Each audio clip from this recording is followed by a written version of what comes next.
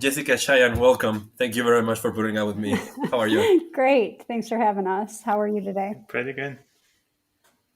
Hey, so look, we're here to talk about the consortium. So why don't we just start off with that? Can you guys just tell me a bit about what your roles are in there and what it is that you guys do? If you want, I'm just gonna be pointing fingers here.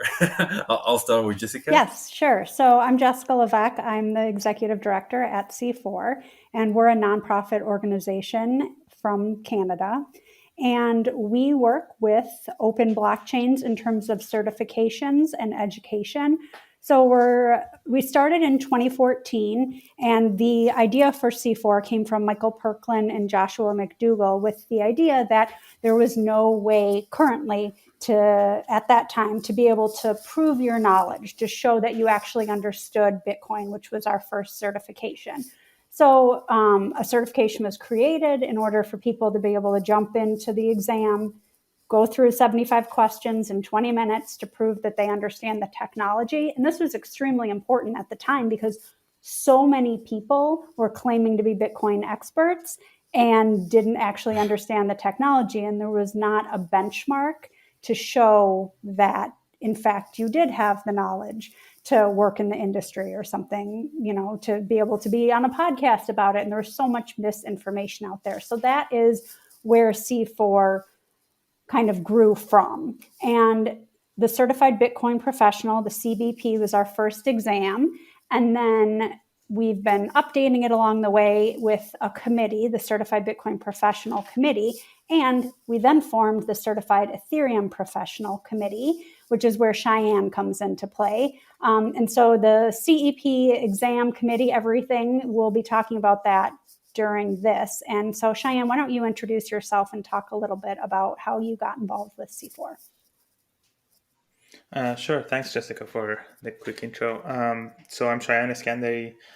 A bit like a short background. I got introduced to Bitcoin like in around 2012, and it was fascinating for me because I'm originally from Iran, and having a money or a software that no one can tell you not to use was just out of this world.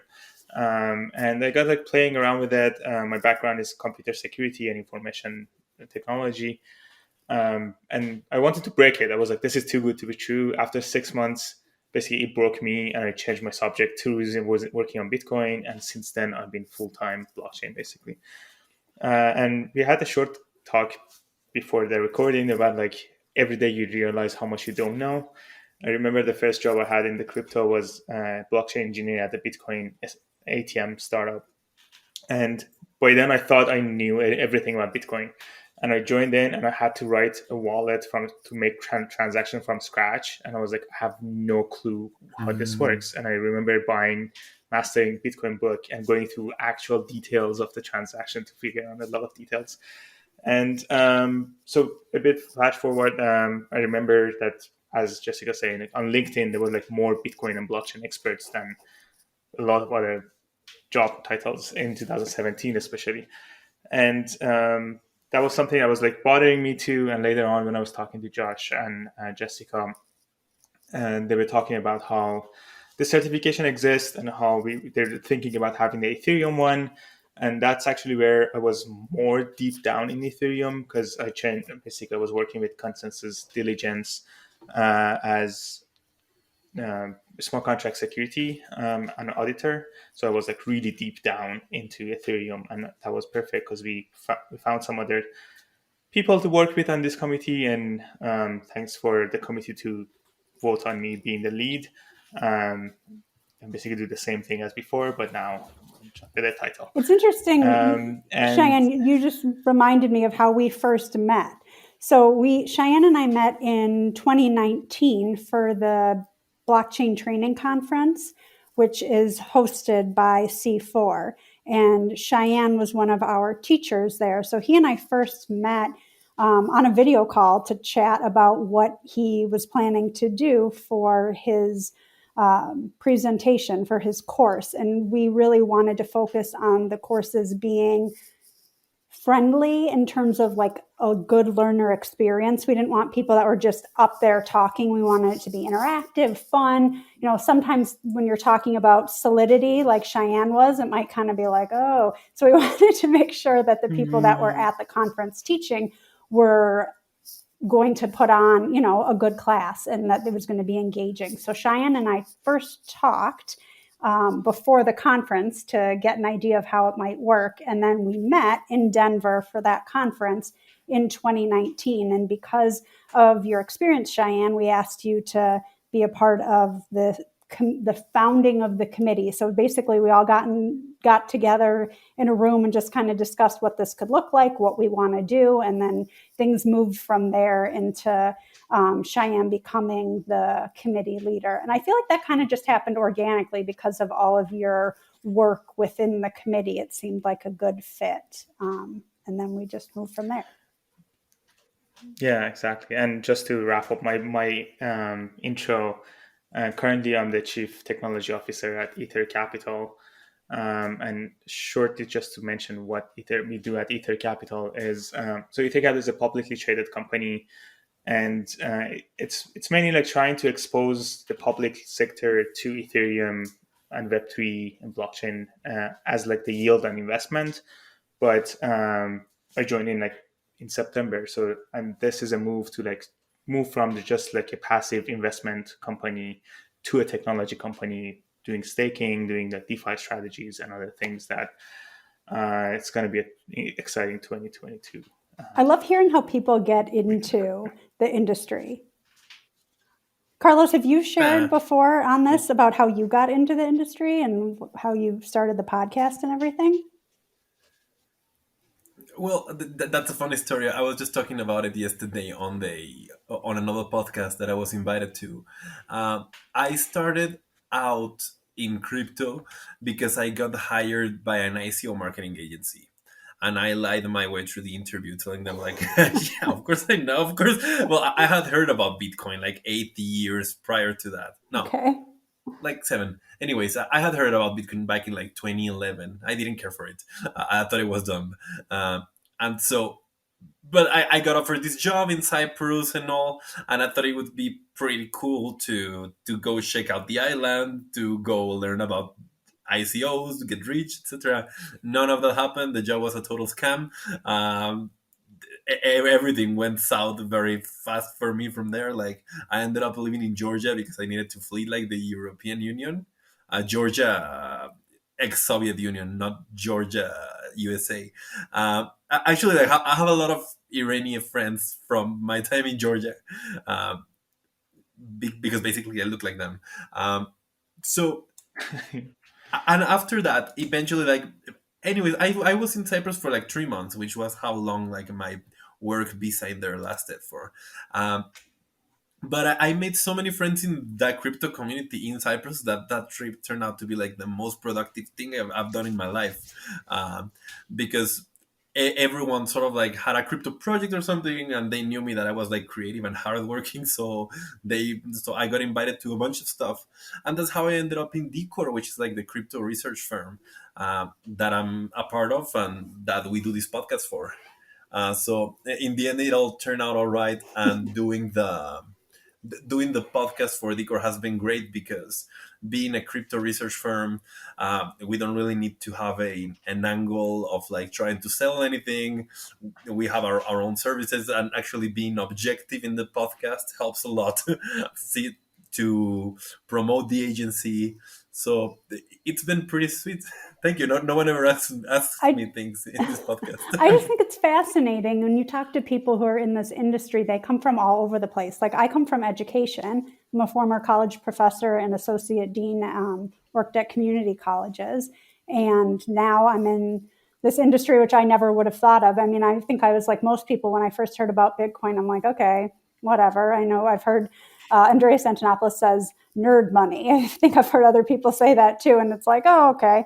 And then you start to learn more and you're like, okay, so this is more than what it sounds like to begin with. This is a way to change the world. It's a way to do important things in a different way. And that is, I think, what appeals to a lot of people that get into it. There's obviously the other side of the people trying to get rich quick, but that does not often work for them. So hopefully the get rich quick people stay out of this, and the people who care about the technology and where we can go from here are starting to, continuing to funnel in more, which is what we like to see at C4. We're not giving investment advice. We're really focused on sharing with people how to learn, and I guess not how to learn, where to learn, because it's hard to find the resources out there and to know if they're accurate or not.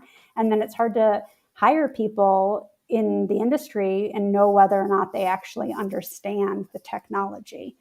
Because like you said, Carlos, when you started, you were like, oh yeah, I know about that. But this is sort of a way to measure, do you actually, or are you just trying to get a job? And I do think that there's something to be said for learning as you go about things. But also, if you're hiring somebody to write a blog article on Bitcoin and they don't know who's, they're like, Satoshi Nakamoto, who's, it's like, this might not be the right fit for you. I did a podcast the other day with this lady she's the CEO of Hack and Proof. That's a crypto auditing firm. And she was telling me about how she even preferred hiring people that admitted not to know too much about blockchain, because then they could get on learning, and she knew how to manage their learning curve. But of course, if people lie to you, then they just make a mess, and you cannot help them because you trust them to know what they're doing. So I thought that was pretty funny, that they actually prefer if someone has good qualifications and tell them, okay, I don't know about this stuff, I want to learn. That's interesting. And they're like, okay, this is how we can teach you.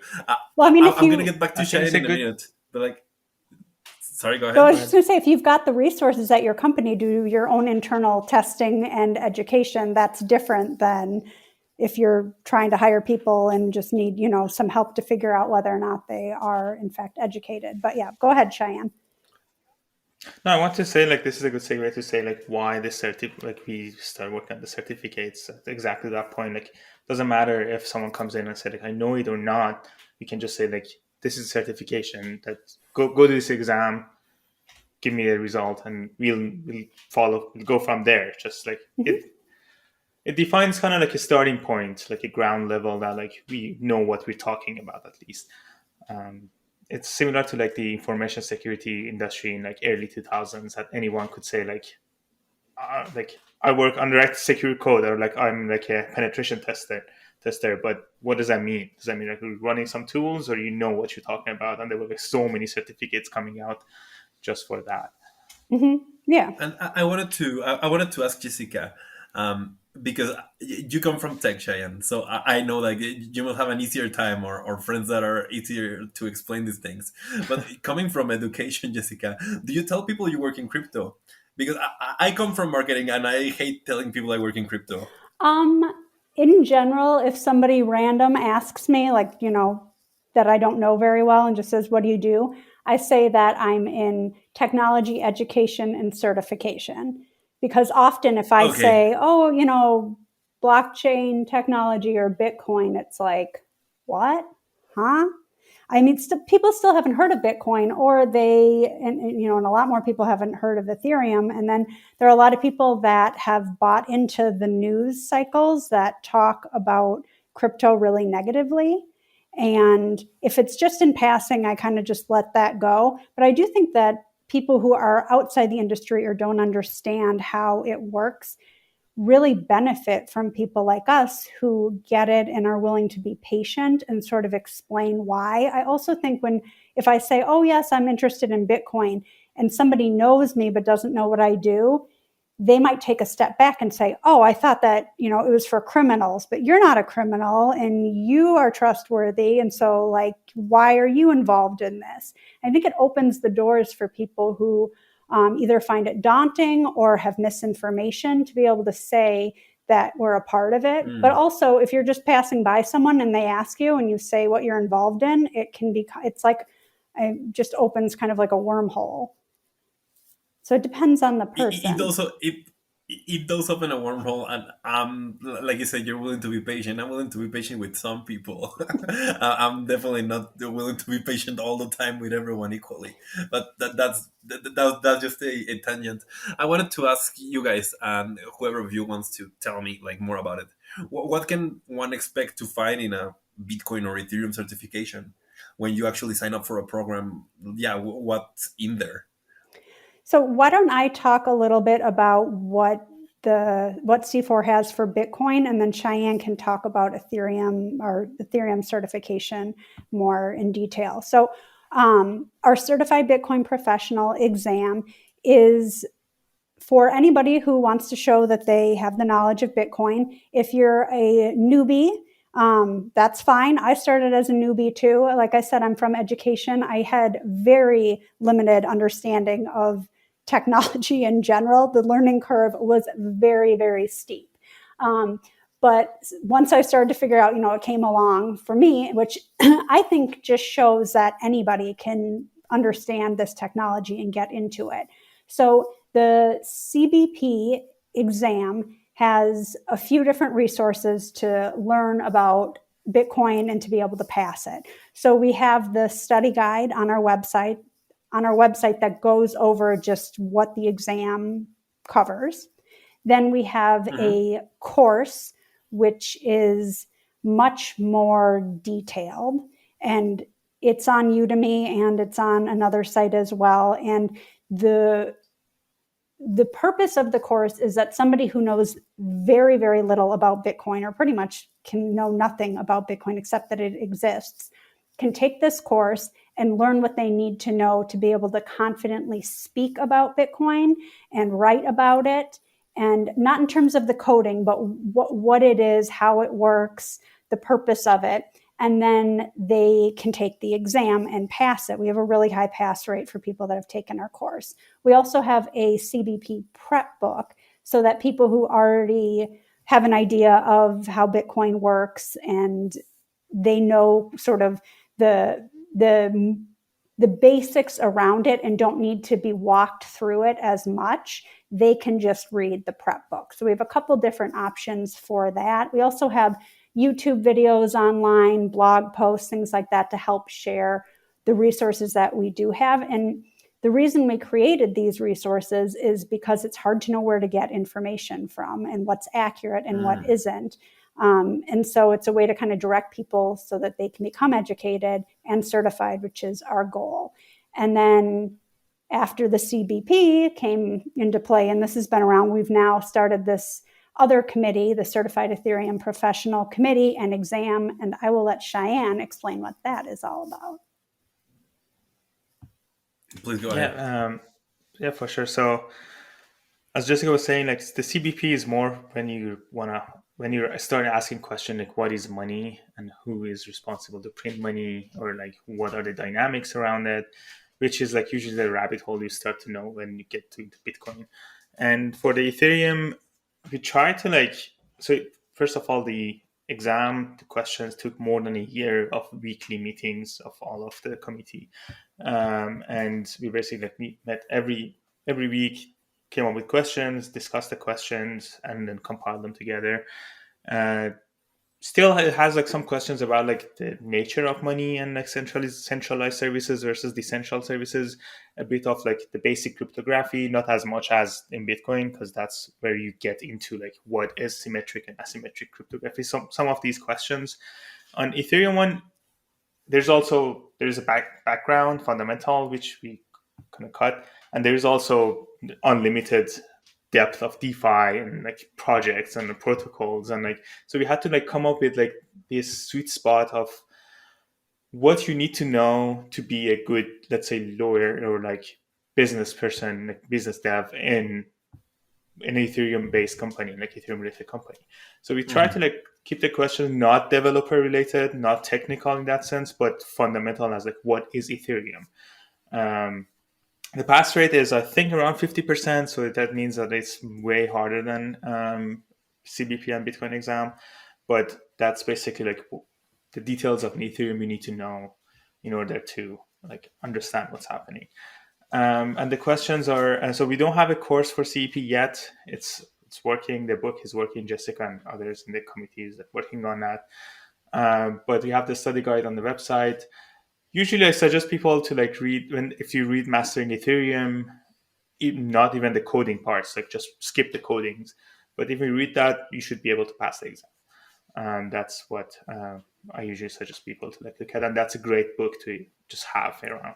I think something that you mentioned, Cheyenne, that maybe we should talk a little bit more about is how the exam was created and where we're going with this. So we really believe in community-driven projects and the community as a whole having this great knowledge that we can and should share with each other. So we consider ourselves part of the community, the Ethereum community amongst others. But as part of the Ethereum community, we recognize that we needed to create a group of people, or put a group of people together to create the exam questions and to get this out there and make it happen. And that was done through the committee members, through a collaboration platform. And it might sound simple, but to create an exam that covers all of the different topics, and like Shayan was saying, isn't too detailed on some things, and with technology that changes quickly, how do you make sure that you're talking about, the questions are about things that aren't changing like, as you're written, or if they are, how do you follow up and make sure that you're keeping up with it?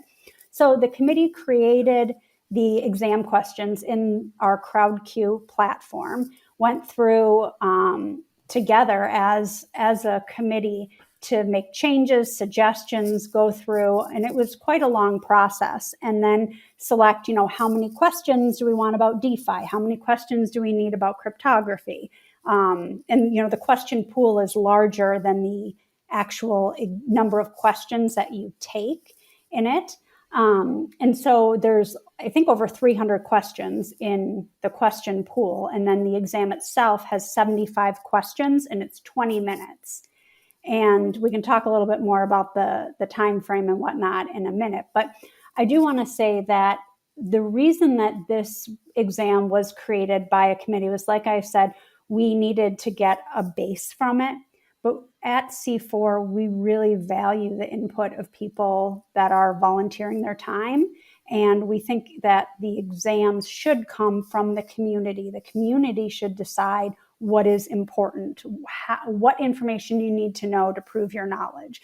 So we actually, earlier, were talking about, on a different stream we were on through C4, we were talking about how people can begin to participate in the CrowdQ platform. So basically, Carlos, we want you to ask questions. Listeners, we want you to ask questions. People that have become either CBPs or CEPs, we want those people to jump onto the platform and to be able to say, like, hey, I didn't see a question about scalability. Why isn't that there? And to be able to propose something. And then the committee jumps in and can say, like, okay, let's move this forward and add this to the exam.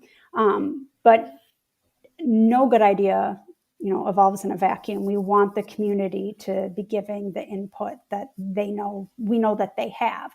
So that is something that we are starting to push out. But in 2022, that will become a lot more present in what we're doing, is having the community help create these exam questions. Cheyenne talked about mastering Ethereum, and I haven't read it myself. I've heard good things about it. I'm just like not a fan of the author, basically, but that's okay. Like, their tastes and there is education for everyone, right? At Decor, we actually created a guide for people to get started into blockchain and crypto. You can find it at decor.net/guide.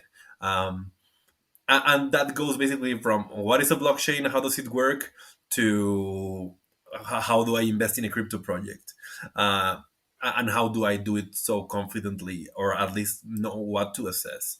And you're right that, like, the education is very diverse, and the community values very different things depending on who you ask.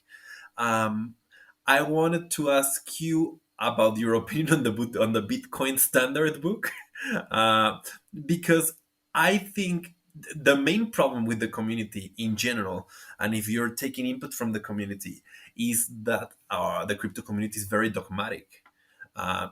my friend Danish Mohammed, like he's a genius. He co-wrote the Ethereum yellow paper. He's been on this podcast twice. He's a brilliant guy, founder of the Panther Protocol, and he would openly say blockchains are religions because that's a lot closer to what they really are, rather than just like their social tools, their political tools, their economic tools. But like he would just summarize it as blockchains are religions. So how would you prevent something like this from like becoming dogmatic if you're taking input from the Um, community? yeah, I can try to. So there has been a lot of like discussion, especially like a few 2 years ago, with flippening and like Bitcoin versus Ethereum. And as you said, it's tribalism. It's like we've seen that in crypto space a lot, and mainly because like when you have a coin, when you start talking like these, usually they say like coin/army in Twitter, you start to feel like you belong to a group. It just feels like if you're a group that feels better. Like a lot of people fall into that. But at the end, like I had a lot of like Bitcoin friends when Bitcoin was the main thing. Bitcoin is still my first love, and I still consider myself a Bitcoiner. But then the whole drama that started to happen with like Bitcoin Cash, ABC, SV, like I was like, guys, we are here for the technology, we're here for decentralization. Let's move on and let's do something about this. And that conversation, as you may know, it took like more than 2 years and like ended up with so many forks and stuff. And that's People where want I, decentralization. People want decentralization as long as it all happens in one blockchain, and yeah. that's the Bitcoin blockchain. So that's where I was like I got more drawn into Ethereum mainly because like there was a smart contract and things I could play around with. The things I got into space because of those, because I could just click around, send a transaction to a random person, send something here, and like do cool things. And that's where I got into more Ethereum. And as a matter of fact, I bit got boycott from like some of the Bitcoin friends groups I had before, which was super weird for me because I was like, guys, I'm still the same person. Um, but it happens a lot. At this point, I don't see like when you get mature enough in the space, you see that they both should coexist. And you cannot have like as you said like one chain because I feel like the whole blockchain, the whole space is a true democratic method, like procedure. So, because if you don't feel like like we don't agree with each other, we can just fork um, to another like chain, to another podcast, to another anything, and we can coexist like Ethereum Classic. There was ideologically different mindsets there, and they were like, all right, let's just both exist, and if we get enough support, we can continue. And that's one of the beauties in this space. So if people say like I don't like this and I like that other one, that's fine because there are other people that like the other one and we can just follow. And whatever that makes sense, whatever is technically savvy and like actually they get enough developer and community support, just continues to be a thing. That's one of the beauties in this space, which we didn't have any before, because before there was like this monopoly of the central platforms that could just kick out a bunch of other people's, ban a tag or do all those kind of things. But now they can all exist, which is nice. I think also it's like just like you don't want one political party ruling everything, you don't want one religion ruling everything, you don't want one person ruling the country for too long. That's exactly it, right? You don't want everything to happen in one blockchain. That's like the whole point of it. I was asking you guys about like your impressions on like the most common education points that exist out there for like, first of all, for Bitcoin, and we can talk about Ethereum later, because I feel like Bitcoin education is often very dogmatic. And I was citing the book, like the Bitcoin Standard, as an example of that. Well, what did you just think in general of all these sources of education that are often the first point of contact for people? Well, I think there's a lot more information out there. Um, I think that as people want to learn more, you kind of have to be savvy in terms of knowing how to determine if something is a good resource or not, and knowing whether or not something is correct when you don't understand it to begin with is difficult. So, how to make sure that it's actually something that comes from someone who understands, which is kind of, one of the reasons we think that the certifications are useful. But, books like Mastering Bitcoin, Mastering Ethereum, going to YouTube channels that have people who are following them, and are making comments that show that it's accurate. I think that can be useful. There are a lot of different places to go, but one of the reasons that we created the CBP prep book and the course is because it is hard to find the information that you need, and that's something that we're actually facing right now with the CEP. Is it's a more difficult test, and Ethereum, I think, is more challenging in general. And so we have a lot of people who want to become CEPs, but they don't know what they need to know yet, and they don't know where to get the information they need to know. So right now we can refer them to, our study guide. We can say, check out our YouTube videos. Like Shayan has a video from B2C 2019, but that's a little bit more in depth as it's on Solidity. But we have like Kent Barton, another committee member. He has Ethereum Explained video. But we're working on the prep book and the course so that there's, again, a place that people can go to find this information where they know it's going to be accurate. I think one of the reasons people know it's going to be accurate when it comes from us is that the people who have joined C4 that participate in it are committee leaders, committee members, board members, are all established in the industry as experts, basically. And so when something is pushed out from C4, like the CBP prep book, it has been vetted, basically, and so that you know that it is accurate. Does that answer your question? I'm not sure if I went on a tangent, which tends to happen. I don't think you really answered it. What was your question? I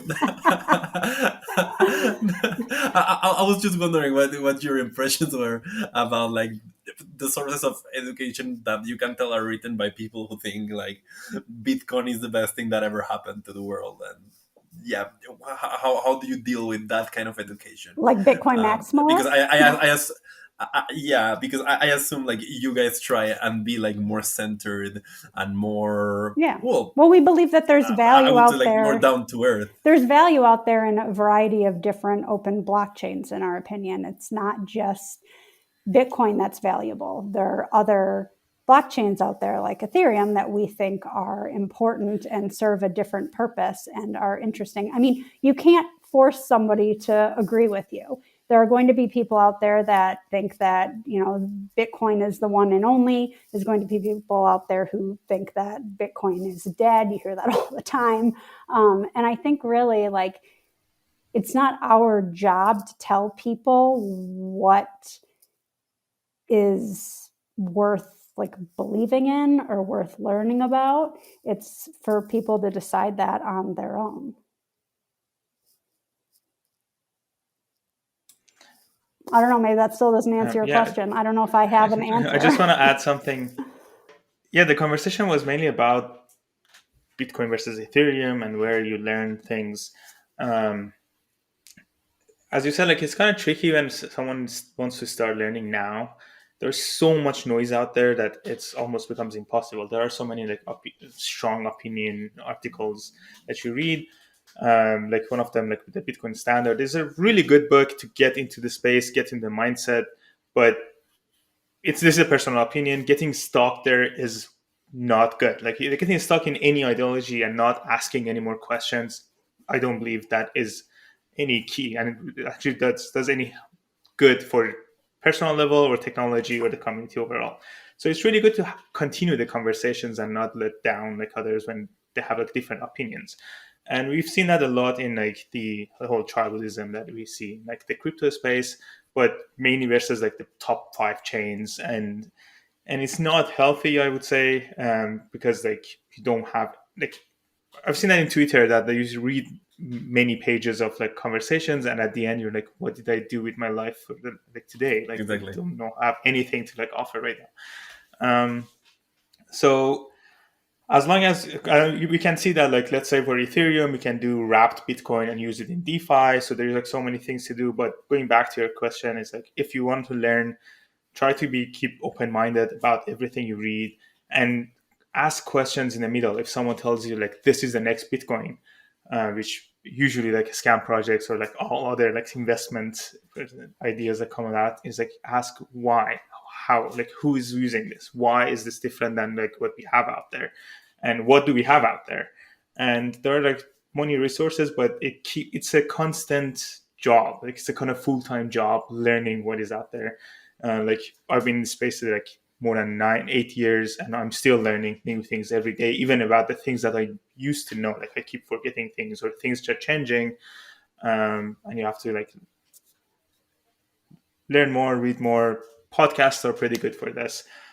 So Yeah, how do you keep glad to up with a be contributing. technology that's constantly changing, evolving, expanding? There's so much information. I think it's impossible to know everything out there. You just have to do your best to learn what you can. Yeah. No, you Some can't. You can't sometimes really I keep up. Right. Yeah, sometimes I talk about, like, I remember when I was in high school, I was really jealous to these like scientists in like 1300s, because there are some people that knew everything, the human like everything of human knowledge. I was always jealous. I was like, I would never be able to do that. And I remember early on, when it was just Bitcoin on bitcointalk.org, there was this small period of time that I knew everything about Bitcoin, and I was so happy because I read everything out there. But it was just maybe 2 days that I was like happy with that. Then I just went on a vacation for 1 week, came back, and I didn't know half of the things. And now with everything that's happening, because they're happening parallel, it's impossible to know Mm-hmm. everything in the space. Like we can't say someone's like cryptocurrencies expert, or it's impossible, which is a good thing, I would say, because it decentralizes the knowledge as well. Yeah. I also think, Carlos, what you were talking about in terms of like Bitcoin or Ethereum, we are also interested in expanding our certifications to not just these two blockchains. So we obviously there needs to be Oh, cool. What's next? I don't know yet. We want to have more committees. We want to have, I mean, if people are interested in volunteering and want to start a committee for certification, things like that, this is not something where we have decided that these are the only open blockchains that matter. These are the open blockchains, the technology that so far we have created certifications on, that we're creating education on. But we by no means think that C4 is the expert in terms of what matters and what should be talked about and what people should learn about. We're community driven, and if the community wants there to be a benchmark of knowledge for a different cryptocurrency, a different blockchain, something else related to what we do, then that is something that we are definitely open to. It's really important for the community to decide what matters and what's relevant and what's needed as well. And so I don't know, what Hmm. certification do you want? I would want to get certified in just. I mean, that there are like 10,000 things you can do nowadays, right? Mm-hmm. And that's the thing. You, I, I know that you guys were gonna come at like the maximalist take and all that from a pretty balanced perspective, because I know Kent fired on it in your committee, and when he came to the podcast, we had a great chat about maximalists and how much we hate them, basically. So now I'm a Ken Barron maximalist, and I knew you guys were going to be pretty balanced on that regard. Uh, and we were talking about NFTs as well a lot, and I think that that would be like the next big thing if you want to create somewhat like standardized education for professionals that are just arriving at the industry. I think that would be a great thing to for them to learn about, because those are somewhat like chain agnostic, and there are so many applications and so many things you have to do right to get them to actually do what they're supposed to do, and at the same time the regulations need to catch up to that to them to allow all of these tools. So that'll be really interesting if you rolled out a NFT certification right now, I think it would look pretty lame because, like I said, there's nothing defined yet. It's pretty novel, but it's really interesting. Um, Yeah, there's so many. So I for just people want that are to interested, go ahead, No, Jessica. no. just gonna finish this one. For people that are interested in keeping up with blockchain technology, like Chayan said, it's impossible to keep up these days. Like you cannot go on a 1 minute vacation before they invent something else. So I would advise people to get really into one very specific niche of blockchain that interests the most and go hardcore into it. That I think that pays off for people.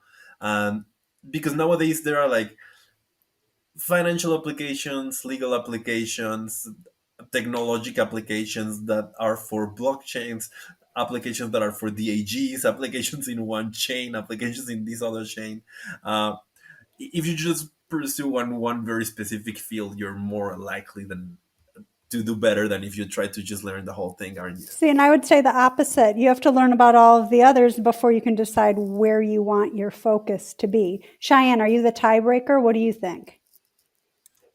No, actually, so it really depends who the audience is. Like, sometimes, like there is we want to talk to like students in a high school to say like find your niche, or you want to talk about to actually like academics or people that are outside the space that want to get into. So for like the students, I would say like just because they're coming from a different world and different like generation, like they can like NFTs for them would make sense right away because like they've seen in-app purchase and all this kind of digital currency and transactions. It's kind of harder for me to like talk to them about this because there's so much we can do, like earn to play, like play to earn, and all these kind of things.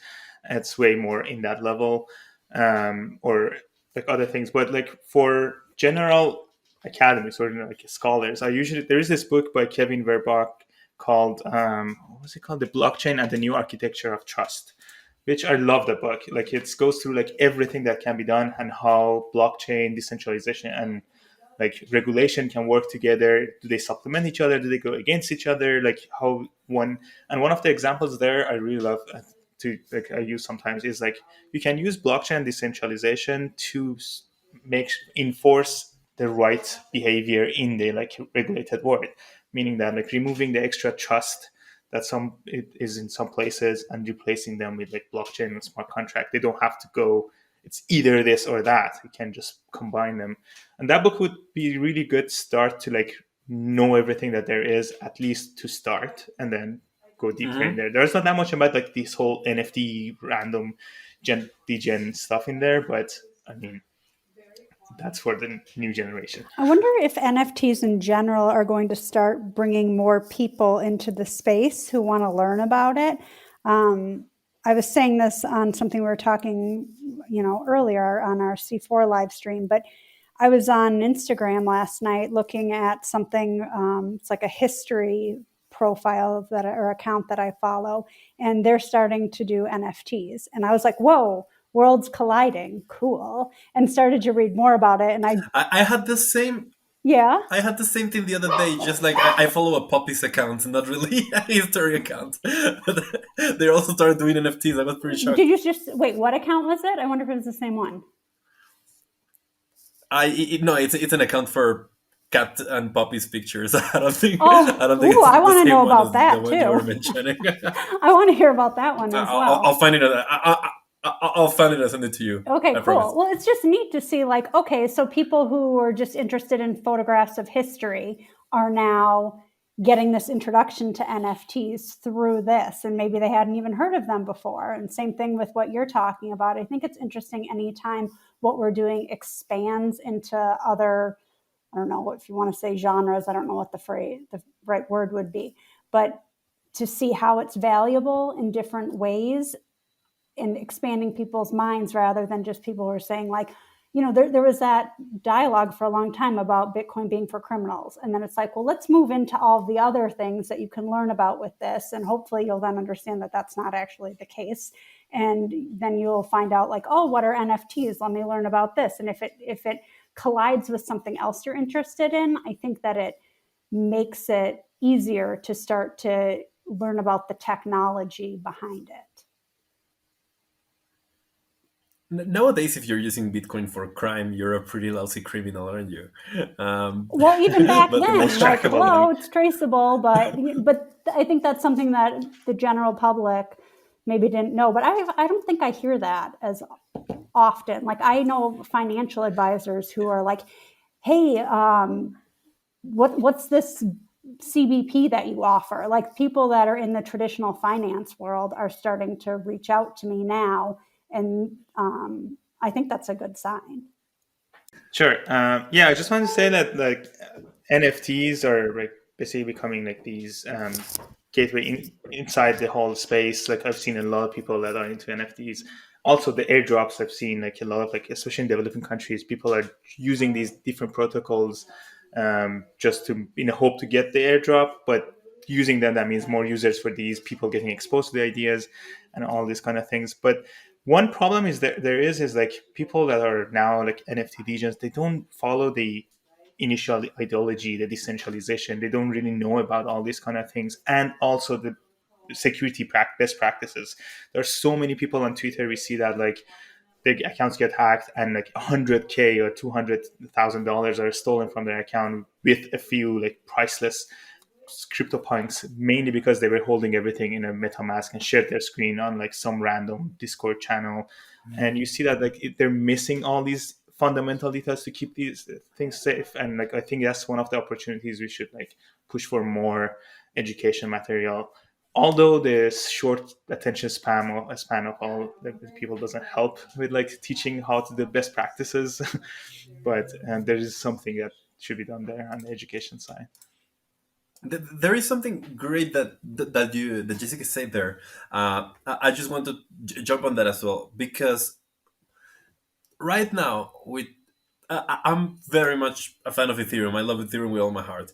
Right now, Ethereum is not useful for anything other than DeFi, just because of the sheer costs of using it. So, if you're using Ethereum, you better make money with it. And same, and Bitcoin is basically an application for money, right? And it's not that good for money as cash. It's better as an investment as is. So you have two applications of blockchains that are very much based on money and finance. And I reckon like a lot of people coming to your certifications must be coming, like you said, from traditional finance or from professions or for reasons related to finance, just because that's the applications that you have right there. But something like NFTs, what I think is really cool is that people are using blockchains for an application that is not directly related to money or anything. It's more related to how we think of expressing our identities. It's more related to how we think about our professions in some ways, because now musicians can use it, artists can use it. Hell, when we did the blockchain guide, we just decided instead of going through the whole paperwork of registering it as intellectual property, might as well just mint it as an NFT and put the NFT address of the actual guide on the bottom corner of the guide. And like, if someone wants to check who's the intellectual owner of that guide, well, you check who owns the wallet with the NFT, and that's just like I feel like that's what you said is right. Like this is bringing a lot of people that are not from the finance world or that do not come from money, and they're coming in to use decentralized technologies, and they're going to have to know the wallets. They're going to have to figure out how this stuff works and why it works and why it's the way it is. Because if you buy a $5 NFT, you probably don't care much about it. But if you buy something from a creator that you value and an artist that you follow, all this, you might as well. At some point, you're gonna get thinking, okay, but how do I make sure that I actually own this thing, or what says that it has more value if I have it rather if someone comes and screenshot it. So that's where I think like a lot of people are getting blockchain peeled, and I think that's pretty cool. Yeah, Whoever wants to say exactly. Some of something these now. NFTs are. It looks like I remember in like high school there was these like candies that looked like a cigarette. So a lot that was like a gateway for a lot of people to actually smoke later on. And I feel like a lot of NFTs are like that. That you get the style, you can use the blockchain, but you don't really know what you're getting yourself into, and you might become an addict or just forget everything and move on. Because I've seen that in people that, like around ICO time in 2017, they got in on the peak, basically peer pressure and like kind of greed. Like they FOMOed into like a bunch of random projects. They lost money, they stole everything and never touched anything again. Even though if most of them held their money, like we're hodling, they would still have like, they would profit now. But I mean, it's kind of not for everyone in that sense. You need kind of stronger heart. Well, and that like, here's something you're interested in that is the gateway to it, right? So you like candy. So here's a candy cigarette. Okay, that, like it takes you to something else. So like you like Ooh. kitties. So what about crypto kitties? Or you like, whatever it is, you like history. And then here's an NFT. You like music. It's like you don't need to have, your interest doesn't need to start with blockchain technology. It doesn't need to start with Ethereum. It evolves from something else. And that, I think, is extremely exciting because it's bringing people in who don't have the technical know-how and potentially don't even have the interest in that into our world. And they begin to see the value in it. And I think that it's interesting from people who just want to learn about it to then people who want to participate in it, and then extends to people who say like, oh, I want to create something. I have artwork. I want to somehow bring this to this new technology. And it's like, I constantly say this, I'm like, we're at such an exciting time. And then like a week later, I'm like, oh, it's such an exciting time. But it's like, because it evolves, it's constantly a new exciting time, which is why this industry is awesome. Like we said earlier, I learn something every day, and I've been involved in this for like 5 years. So This is why I would say that people should zoom in into the area that they're interested on, because like you said, it gets really complex and you lose interest, right? Like I like these things, and I was learning about DeFi 2.0 the other day. So like about all these solutions like tokamak and Olympus DAO and liquidity, decentralized liquidity in Torchain and all this. And I'm like, okay, this is starting to get close to the point where I'm gonna like not understand anything. And I'm already having a hard time knowing how these things are not Ponzi's.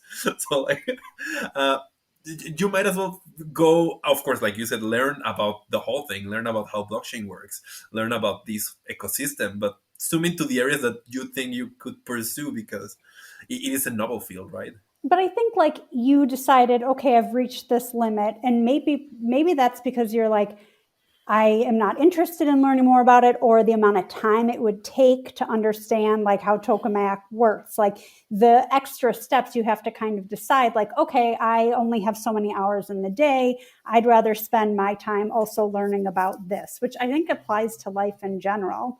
Um, I am a big reader, and I'm constantly finding that like I'm not a quitter. So if I start reading something, I want to finish it. But then I have that debate with myself, like, this book sucks. Like, why am I wasting my time reading it? Exactly. Tokamak No, sucks. I'm not saying that about tokamak. I'm just saying in general, like I am. when I'm reading something, I then have to say like, okay, I'm invested in this, but how invested am I in this? Do I want to move to something else? And like, I think that's with anything that we start, we have to decide how much further down the rabbit hole we go, and are we drawn to it? And then once you start to get in there, it might take you in different ways, like what Cheyenne's doing now for his full-time job. This wasn't what, like, I knew him from before, and then he's transitioned into this different role, but he's taken his understanding of technology with him. And, Cheyenne, I'm sure you wouldn't be in this position if you hadn't kind of grown with Ethereum as it's been shifting and changing. Yeah, exactly. Like I did smart contract auditing for 3 years, and that was like constantly exposed to like new projects, like kind of project, as you said, like they're borderline weird. They're like, why are you doing this? And just working with different teams, those projects gave me this whole skill set that if you give me a project, I can just go through the whole system, have a mental model of like what that system does, how it might be attacked, or where it would leak, and that helps me now in my role to like better do decisions on like overall like decision like what to do with like this much money, what to do with the funds, like how to DeFi strategies.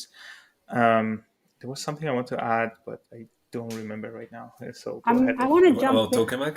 I want to jump in about something, Cheyenne, and then if you think of it, we can go back to it. Oh no, yeah, I Cool. just I remembered. Yeah, I just want to say that like this space, if you want to professionally do work in the crypto space, you should be sure that not a day you're gonna spend in your comfort zone. Every day it's gonna be outside your comfort zone and things. If you want to progress and be better at this, because I know a lot of people that still like trading and they like what they do, but it's like at the end of the day, you just have a bunch of random numbers in your mind. Do you want to get outside that comfort zone, start learning something new, start using a different decentral exchange, be liquidity provider, do something outside than just going one pair to the other? And that's what adds a lot of value to this whole I think it's space. also what makes it kind of fun. Like I haven't mentioned Yeah. this yet, and I should have already, but C4 has a committee for the cryptocurrency security standard, and we're creating, or well, the exam has already been created. So it's the CCSSA exam, the cryptocurrency security auditor exam. And this standard is used by companies already to evaluate their own security standards, where they kind of need work, what they're doing well. And the auditor exam is coming into place so that there can be somebody else externally who reviews the security practices. Cheyenne and I were joking earlier about where you put your private keys, how you make sure that you're keeping them private and not sharing them publicly. And we've got so many examples of that not going well for companies. But so this standard's been created to try to guide people. And in terms of like education, this is the sort of thing where when I first got into crypto, I didn't have that like guidebook. If I'd started a company that dealt with crypto, this is the sort of thing like that I would have needed that didn't exist at the time. But I think that there are so many things happening at once that there's a lot. I think there's a lot we can do to continue to improve the space and continue learning about how to improve the space. And I think part of that is standards and these benchmarks and Mm-hmm. having a way to measure what people know while at the same time navigating our belief in things that are open sourced and decentralized, right? It's like they're kind of conflicting with each other. Yeah, I gotta say, personally the kind to complain a lot about standardized education and about my own education, because basically I went to marketing school before digital marketing, so everything I learned was rendered useless very soon afterwards. But I was thinking about like what you guys are doing and standardizing blockchain education, and I think that's super cool because that just reflects on like how much the field is growing. I mean, we're super lucky that we're a field that's booming through these times in general. And that's not the reality of other fields. And we tend to forget that when we're in blockchain. But the reality is like, oh no, Bitcoin dipped 10% once in the last month, but everything else has been dipping like crazy for 2 years. And we're just in such a privileged space to be right now. Um, these what you're doing signals that there's a lot of more people coming, and I think that's pretty good. And yeah, when you think about it, everything that we have in the 21st century society, we owe it to standardized education pretty much, don't we? So yeah, But I just think there's congratulations on what like, you're doing, guys. thank you. I think there's a neat sort of addition to that in which we want the standards to be created by the community, right? Like in traditional educational systems, the standards are created by, within this hierarchy. And we don't want that to be how our exams exist. We want the community to be a part of it, which is why we have this CrowdQ platform in which people can actually contribute questions. So people who are CEPs or CVPs can gain access to this and make suggestions. And Cheyenne We were doing something with this earlier where he's on the platform and he added a question that somebody suggested we have on the exam. And so it's now there. People can then propose changes and it can kind of reiterate until it becomes a question that is valued on the exam and is, and perhaps it already exists and it needs to be tweaked a different way. And I think we found, Cheyenne, you can correct me if I'm wrong, the question that was asked was a good question, but it needed to be split.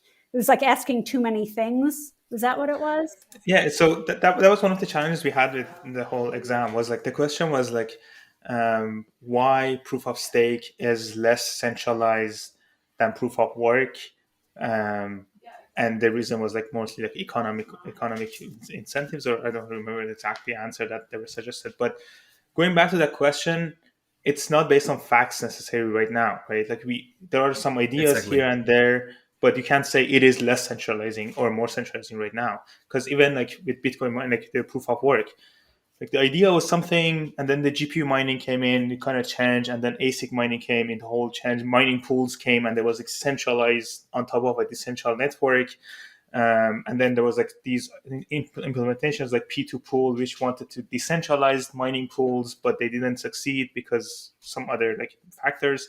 So that question was a good question, but we couldn't add it to the exam because it's our opinion, someone's opinion at this point in time. We're going to have a lot of those kind of challenges about the merge, about ETH2, because their specification is not finalized, it's not out there. So we're kind of like stepping slowly into the ETH2 and the merge stuff. We had similar thing with EIP 1559 that we had to go through every question that we mentioned, gas, fees, all these kind of things, and make sure they still correct. There were some questions we had to remove because they were like not relevant anymore, and we were like, who's getting the fees? Who's getting the gas? It's like, well, miner is getting some is burned. Like, it becomes impossible to like answer that question. I think So it's that right. really reminds me of what we were just talking about in terms of education and things becoming no longer accurate. And how do you know if you're reading an article that was written a week ago that it might not be accurate anymore if it hasn't been updated? And like you were saying, Cheyenne, we experienced that with the exam, and I'm working on the CEP prep book right now. And EIP 1559 happened, what was it, the day after I was like writing about gas fees? Yeah. And I was like, You were like, I understand everything about gas, and we are like, and I not don't anymore. understand about gas. Yeah, so it's like in a second it just flipped. And like you were saying, how do you keep track of everything? You can't. And so that was something that somehow I did not recognize that this was going to be changing right away. I should have, but I didn't. And then suddenly it's like, okay, now we're going to go back to the beginning again. So I think in terms of learning, it's also trying to find sources that are updated, accurate, to date, which is, I mean, a huge challenge for any of us. Because even when you work in the industry, like we were saying, you're like scrambling around like, oh God, there's 30 new things today. I only have time to learn 10 of them. How do I make sure these 10 things are accurate?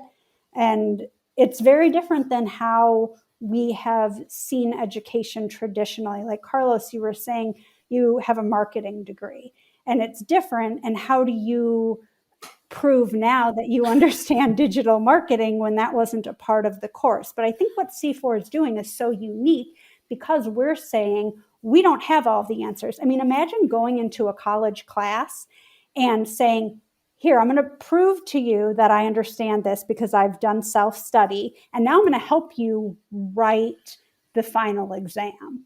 And your professor has to listen to you.